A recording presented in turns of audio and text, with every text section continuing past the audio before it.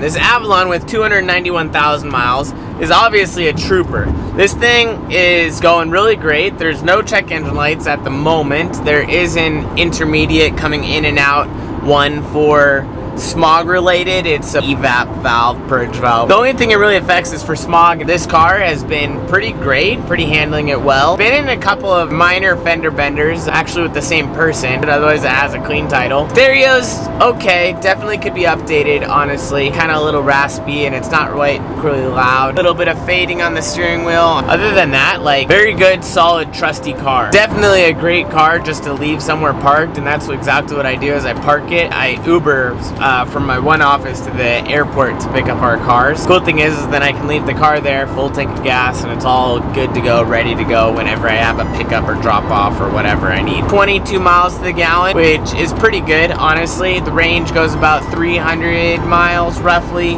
and for 300 miles, and that's like mixture city and highway, I'm getting, I think it's like 70 to fill up, you know, your basic oil changes, which is easy. The thing I love about this car is it just keeps seeming to just run and run and run, and I don't really have any mechanical problems with it, especially with everything that's happened. It's just super smooth, reliable. I know it's there. It's not going to give me any problems, and I would take this across the country right now and I'd be fine in it, you know, other than gas, but other than that I'd be fine, you know.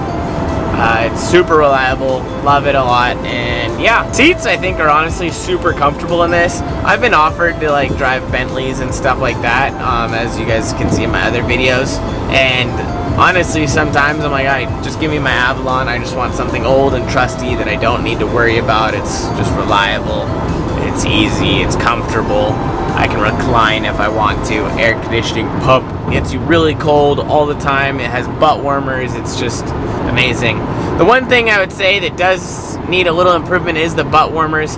They seem to be intermediate, which I think is how they were designed. They'll turn on 5 to 10 minutes and then they turn off and it feels like they're not on, and then like 30 minutes later they'll kick on for another 10 minutes and it feels great again, but it just seems to be in that sort of repetition cycle. It doesn't just stay hot, right? If that makes sense. But yeah, guys, thank you guys so much for watching today's video. I hope you guys liked today's little review of the Avalon. I would get another if they're just built different. They're reliable, they're comfortable, they're huge, you can transport, they're just amazing.